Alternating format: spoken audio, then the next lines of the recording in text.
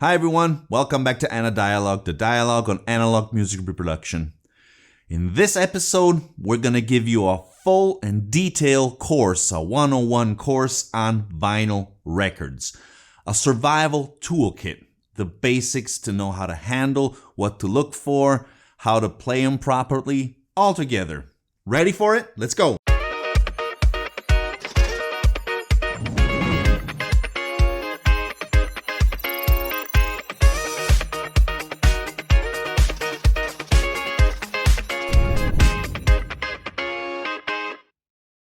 Okay guys, we're gonna go through 11 main questions. So, let's start. Question number 1, which I think is rather important. Is vinyl for me? Is it something for me that I can do, that I will enjoy? Because there's a lot to work around vinyl. I mean, you have to set up the turntable, you need to know what to look for. In fact, in this video, we're gonna explain a few basic elements, but a lot of people just wanna put a CD in a CD player or just stream music on your phone. So if you don't like to go around gear, figure out what is the best, how to tweak things, maybe vinyl is not for you. In any case, try. It's always better trying than just imagining something. Okay guys, let's proceed. Question number 2, is vinyl quality always the same? The answer is absolutely no, it is not always the same. First of all, in the past decades, vinyl quality, the quality of the vinyl, the pellets, changed dramatically. Now we are all, I would say 90% of the productions worldwide is using virgin vinyl. PVC vinyl that is used for the first time to do something. While in the past, like for example in the 70s in America, they recycled vinyl a lot of times, which brought a lot of surface noise. That is one of the main issues with recycled vinyl. So fortunately, at least now we're okay. We're talking about virgin vinyl. Another question that comes to our minds is the color of vinyl. Does it have an impact?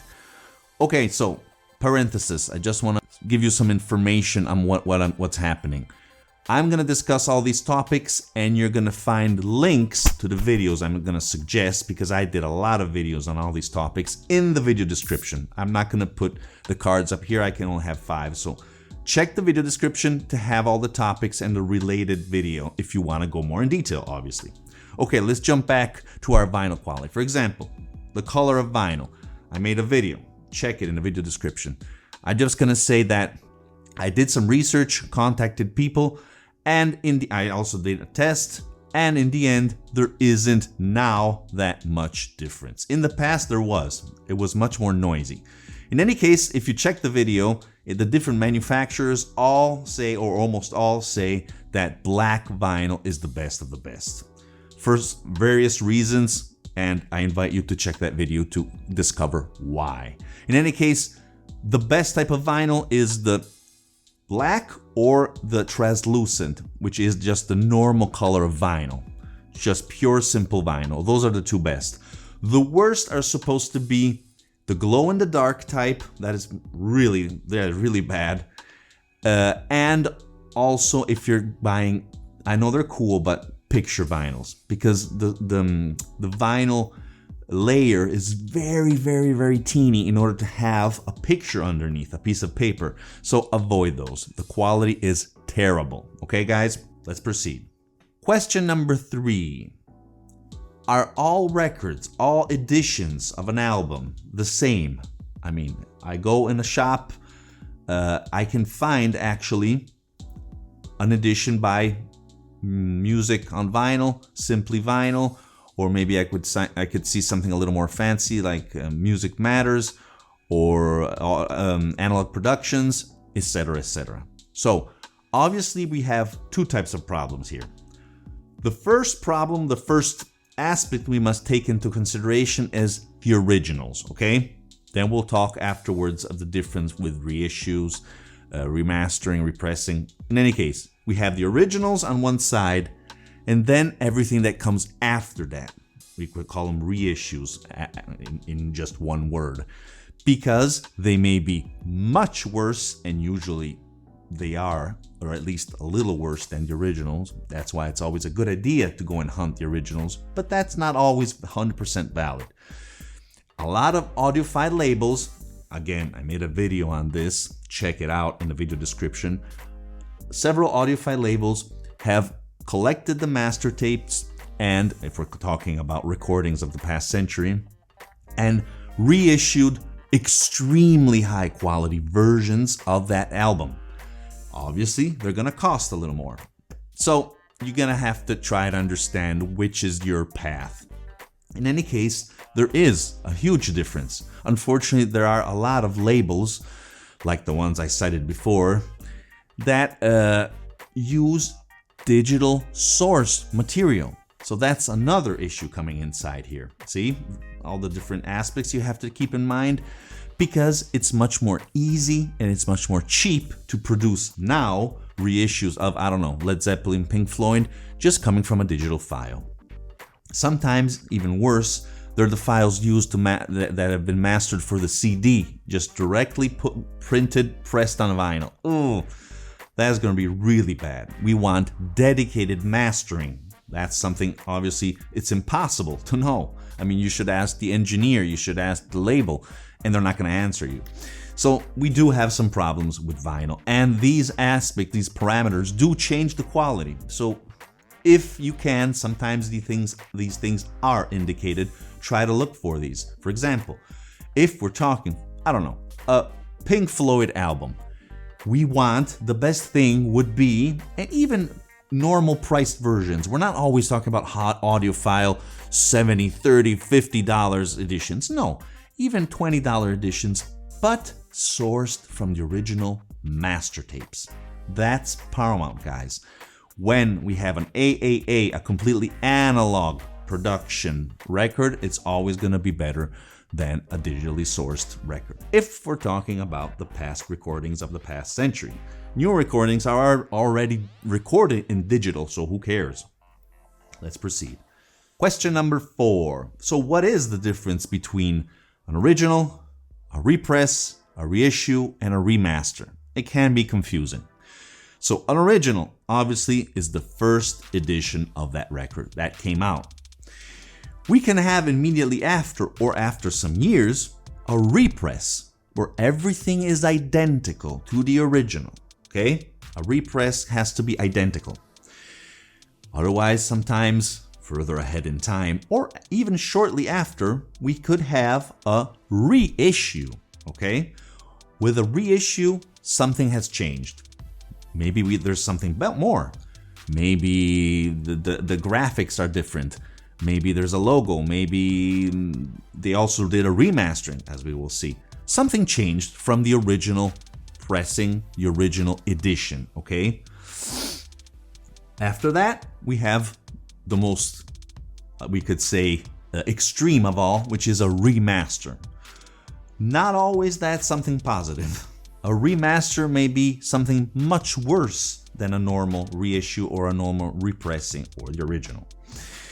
Because in most cases, remastering is done, as I said, in digital, or maybe there's a not so highly skilled engineer behind the console. Because what is a remaster? A remaster is when you go and get the analog, or sometimes the digital files, the source, remix them, changed some volumes, the equalization, fix the sound in a new way, and create a new album, okay? So it's something completely different. So I don't know if you're noticing now that all the anniversaries of the different Beatles records are coming out, and they all been remastered. It's not just a normal reissue, and that never happened, or at least very rarely, like some audiophile labels did make some remasters.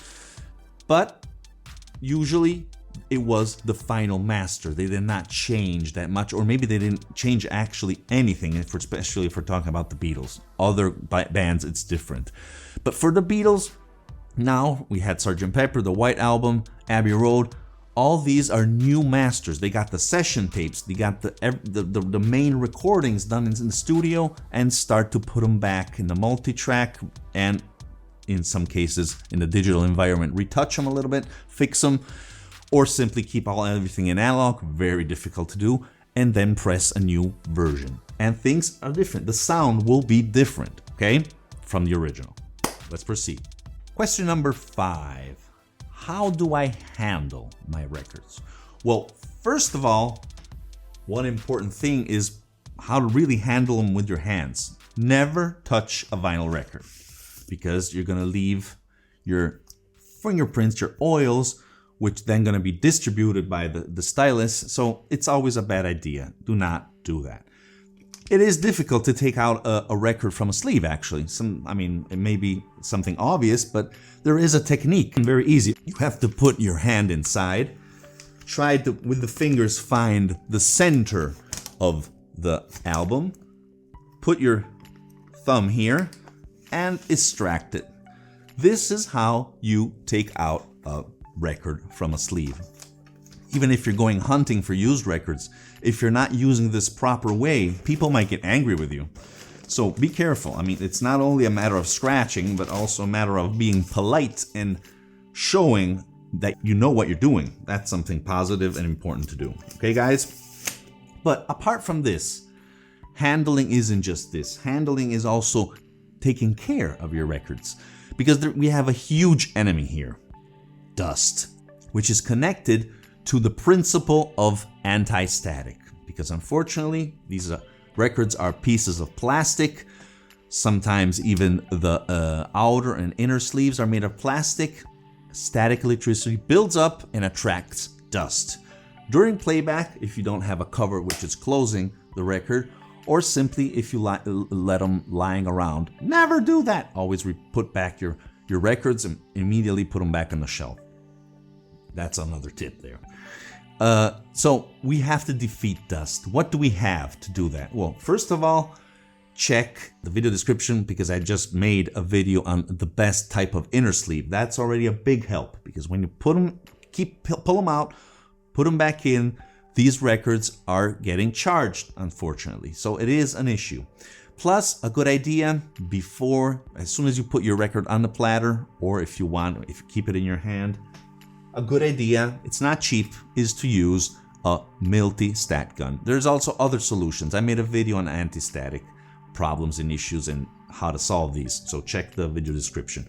This is an excellent tool, which practically, you should never hear that, you should squeeze it slowly.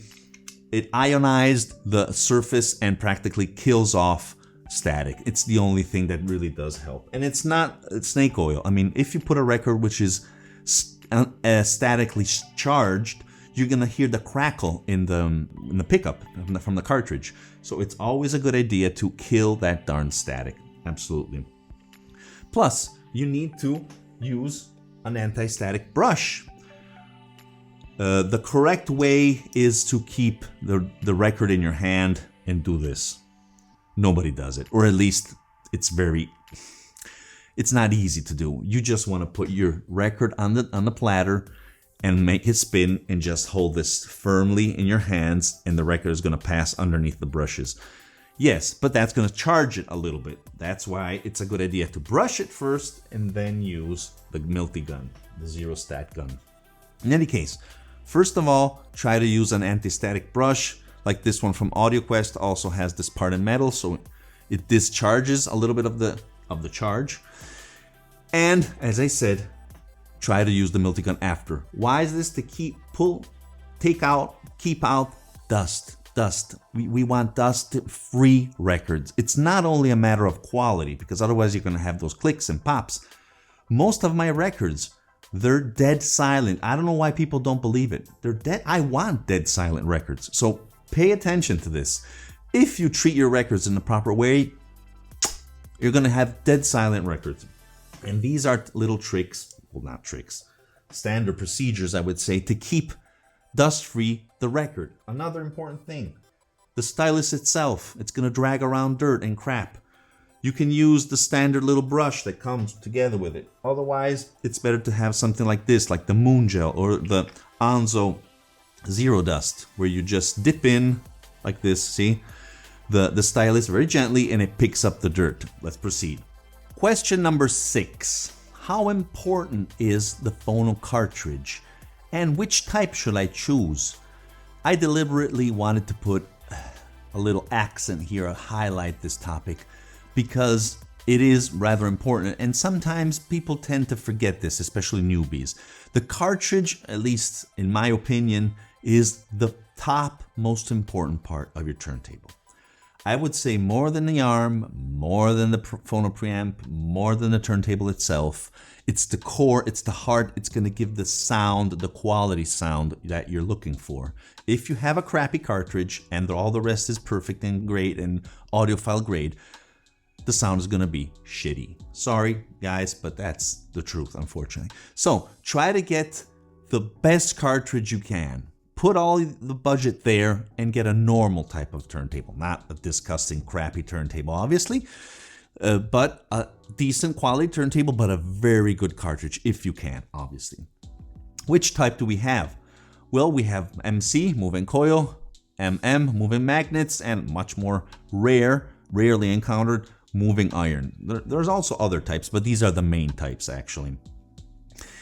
We're not going to go in depth how they work, but usually it's a good idea to, you can use all of them, obviously, on your records, no problem with that. You do have to pay attention to the phono preamp, because you need a phono preamp. After we will discuss about this. So you have to match that with the phono preamp.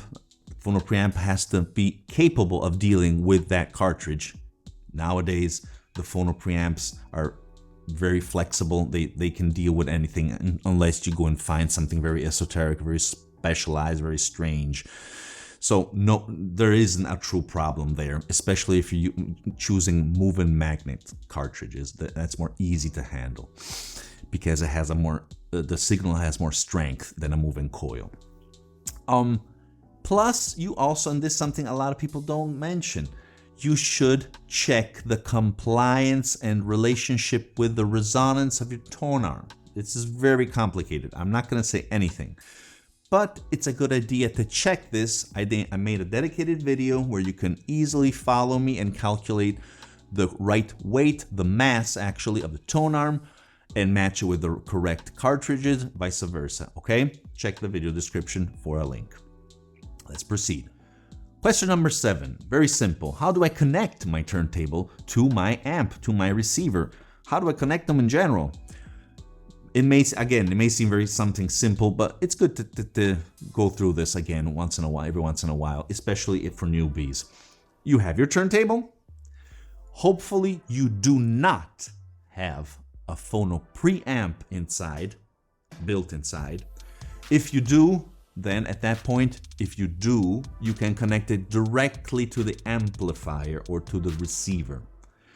You can know if it's built in, if behind you have some indications like line or phono, because line is already a high signal, a very strong signal level line, which can go directly to the amplifier. Instead, phono is usually a very soft and subtle type of signal which needs to be boosted up, and that's why you need a phono preamp. Again, a phono preamp will definitely give a big imprint on the sound of your cartridge, of your music. So that's also a very delicate and important component. And as I always say, I also made a dedicated video, check it out. It's better to have a dedicated external phono preamp. Plus, it should be within a separated power supply, but you'll build up your system slowly, following hopefully my suggestions in this and the other videos I made. Okay, so this is very easy actually, but the phono preamp sometimes may be tricky. So you have to check what kind of turntable, and if you still have to buy it, get one with no preamp integrated. So turntable connected to the phono preamp if you don't have it built in, and at that point the phono preamp goes to the amplifier, and obviously the amplifier, you connect that directly to the loudspeakers to the amp. Let's proceed. Question number 8. This is a tough one. How to play properly my records on my turntable. So I'm gonna give you a few hints, a few recommendations, suggestions to how to do it in the best way. Although I did a dedicated video how to set up everything, so check it out. In any case, we could say around, we have 7 aspects that you need to keep in mind. First, use a nice, stable, and leveled platform, table, wherever it is, a shelf, a high quality shelf, no problem. But the surface has to be very stable. It doesn't have to move because vibrations are very, very, very, very, very negative to the reproduction, the playback of your records. So it has to be a very firm level, and leveled, I mean centered, not crooked, okay? That's very important. A lot of people forget about this, so don't forget it. Another fundamental aspect is the tracking force of your cartridge. You need to buy something like this, a small little scale. It's very useful. It's cheap, just a few dollars on eBay. All of these things, I'm going to put the link in the video description so you can find them on Amazon, and I'll get a few cents on that if you want. No problem. Otherwise, you can go in your own shop. With the scale, you can exactly determine the tracking force. Why is this so important? First of all, because you're going to give the best performance to your cartridge that way. Plus, you're going to avoid destroying or at least consuming rapidly your records, the surface of your records, because if you have a high tracking force, that cartridge is already pushing. It's going to push even more, and it's going to create problems to the surface. It may damage it. So be careful of this. The tracking force is paramount. Always check the recommended tracking force. It's 1.5, 2, sometimes 3, it depends, grams. In the manufacturer specifications of the cartridge, obviously. Then you're gonna have to balance the arm. I did an entire video to how to set up your turntable, so take a look at that in the video description. That's the best solution, but I'm giving you a few hints. Also, you're gonna have to set the anti-skating force, because there is this tendency of the arm to go in the inner grooves, so you have to counterbalance that in order to have a stable and straight, we could say, tracking of the grooves, especially in the inner grooves where we have distortion. That's the more critical part. So another important part in order to correctly reproduce your records is to regulate the VTA, the vertical tracking angle. This is a little less important actually, and not all turntables have it. What is that? Well, practically it's the possibility, like for example here, there's a little ring you can turn, or other types of arms, there's just a little screw on the side, or some other way to regulate the height of the arm in order to be perfectly parallel to the surface of the record. That way, the stylus will be in the correct position, tracking it, okay? It's important, but not, in my opinion, fundamental, because the cartridge does find its optimal solution anyways. Obviously, if you have your arm like this, no, it ain't gonna happen.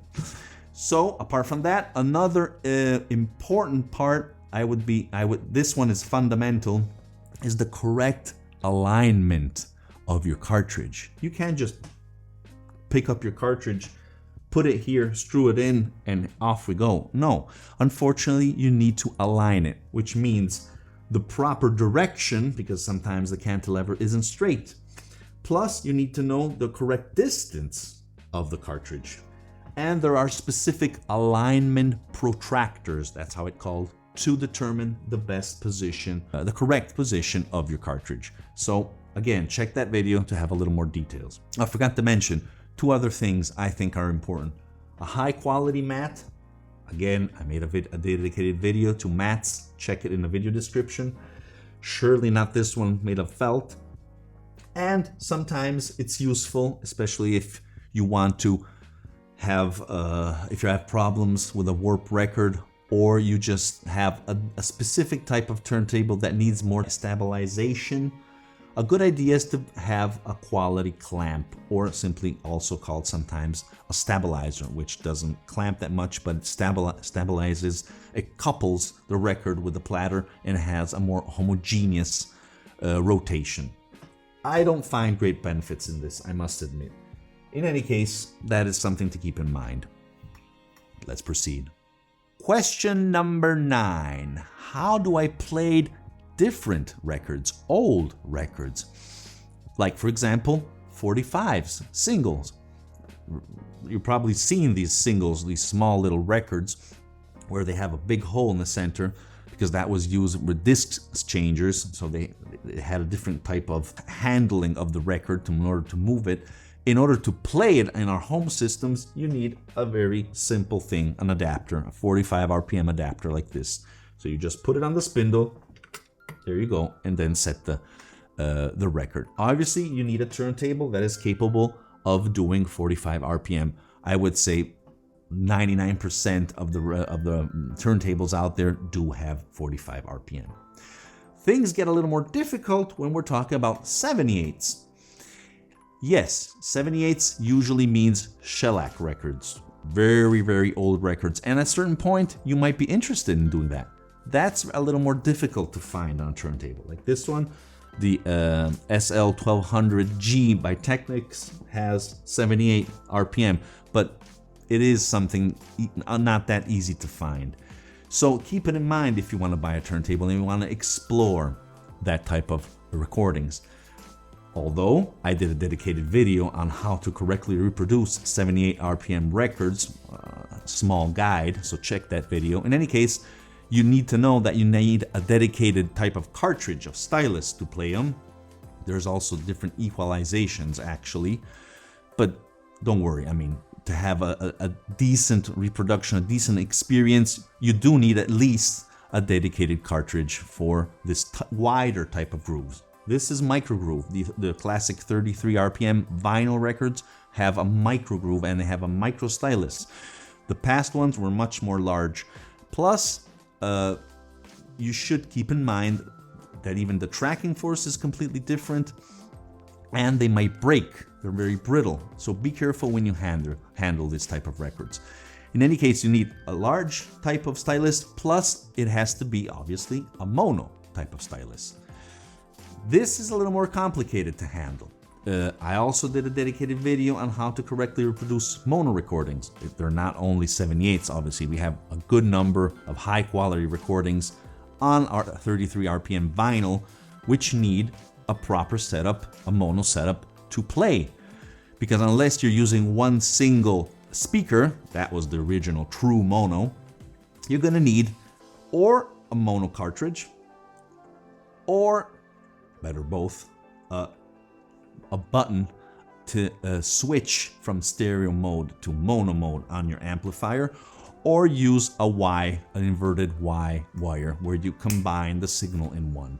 In any case, check the video. There's a lot of details and step-by-step procedures in order to do that. That's how you can play older records, which is something very cool. I suggest you to do that. It's very interesting. Let's proceed. Question number 10. How do I store my records? Now, this is very simple. The number one rule is to keep your records vertical. Okay, guys? Never flat. Never stack them one on the other. No, please. You're going to warp records. You're going to create wear rings on the covers. You're going to decrease the value if one day you want to sell it. So it's really a bad idea. Even CDs should be, don't look at me, should be kept vertical for the same purposes. But vinyl are even more sensible to this. So keep them vertical. A good idea also is to put an outer protector, outer sleeve, archival grade. That would be the best. There is parameters to follow in order to have an archival grade type of external sleeve. I don't do it. I can't stand to have plastic. I want to touch paper, but I do understand that if you really want to protect your records, especially old or invaluable copies, you do need something like that. Plus inner sleeves. As I said, there's a dedicated video, check it, in order to protect the vinyl itself. Because if you just keep them in that darn paper, that sandpaper almost inside the records, you usually find they're not going to last that long. Okay, let's proceed. Okay, question number 11. What do I need to look out for when I'm buying a used record? Okay. Now this is not simple actually, because you may score a great find, a great record, then you go back home, you put it on a turntable, and it's like hearing a bag of chips. So you have to pay attention. Obviously, if you don't have a portable turntable next to you, nobody of us has that, obviously, but sometimes they have a little dock so you can listen to the record in a used market or somewhere. If you don't have that, you have to take out the record, as we said, and look it at a strong light. Sunlight is even better. And tilt it a little bit to see the reflection of the light. And you will see if it has micro scratches. If it has clearly big scratches, just throw it back in. But if it looks nice and mint, nice and slick and flat, put it against the light and see if they're a lot of micro scratches, because that's going to deteriorate. Plus, if there's a lot of dirt, a lot of dust, if the price isn't that great, I wouldn't purchase it, because who knows what's going to happen? Who knows where that record was kept and if that dirt scratched the record, because dirt scratches the record. Plus, if it has ring wear, avoid that record. It's probably deformed and it already destroyed. It was probably stored in a flat position. So that's always something to look out for. Also, you have to check the center, the hole in the record. This is something very rare. It happened in the past usually. But the hole sometimes was not perfectly centered, or the hole was too large or too small. Oh, you don't need to go there with a caliper and see everything, but just a rough idea if it looks correct. If the hole is in the center, you can easily see that, and if the dimensions of the hole is correct, that's something good to look out for. Also, check if the disc, the record, is warped. Obviously, that's easy to see. You can also, and I'll do a dedicated video in the future, check some information in the dead wax in a runout. There you can see a lot of information, but that's class 201, okay? In the future, we'll take a look at that. Another good idea is when you get back home and you have your used vinyl, clean that. It's better to clean it. Just don't use only your brush or things like that. You're not gonna get all the grime out. In any case, check the video in the video description, how to clean your records. There's various solutions, all from dry solutions all the way up to wet solutions that will really bring back life to your records, because that is a fundamental process. Otherwise people buy used records, they put them on the platter. Oh, a bag of chips, it's terrible. Obviously, you didn't clean it, the darn thing. So that's also a good thing to do. And if you're not sure about the price, remember, if you have a smartphone, to check on Discogs, the quotations. That's also a good tip if you're hunting for special kinds of editions and you're not sure if you're paying too much for a specific pressing. Okay, guys, that's all for today. I hope you enjoyed this video. Please post your comments for other suggestions you think are interesting. And remember, music is born analog. Well, guys, if you're enjoying my videos and you're enjoying my channel, please consider to subscribe by clicking the black and white logo here below. Also, don't forget to click the notification bell so you'll never miss an episode and you will become a true member of the analog community.